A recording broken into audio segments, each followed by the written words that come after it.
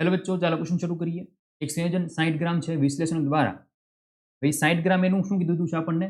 એનું પરમાણુ દળ, આણ્વીય દળ દીધું છે આપણને.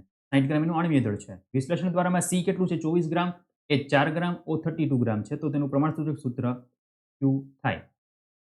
તો હવે આની અંદર પહેલા આપણે શું કરવાનું હોય છે કે કાર્બન ને બધાને આપણને વજન આપી દીધા છે ડાયરેક્ટ. આપણે ટકાવારી નથી આપી. તો ટકાવારી આપે તોય આપણે આ ગ્રામમાં જ કન્વર્ટ કર્યું હોત.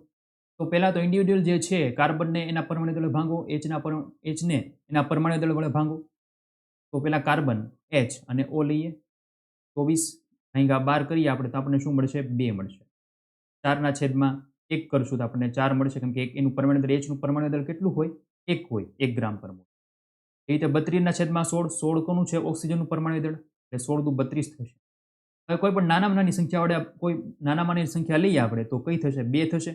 નાનામાં નાની સંખ્યા બધાને આપણે 2 વડે ભાંગશું, એટલે કે સાદો ગુણોત્તર આપણને મળશે. ગુણોત્તર મળશે પેલા આપણને 2 ના છેદમાં 2 કરીએ આપણે તો 1 મળશે, આને 2 વડે ભાંગીએ એટલે 2 મળશે, આને 2 વડે ભાંગીએ એટલે 1 મળશે. આ રીતે આપણને શું મળ્યું છે? આને આપણે કહી શકીએ કે પૂર્ણાંક સંખ્યા આપણે કહી શકીએ આને. એક પૂર્ણાંક સંખ્યા આપણને મળી છે. હવે આ જે છે આપણે પ્રમાણસૂચક સૂત્ર દર્શાવવું છે. કઈ રીતે?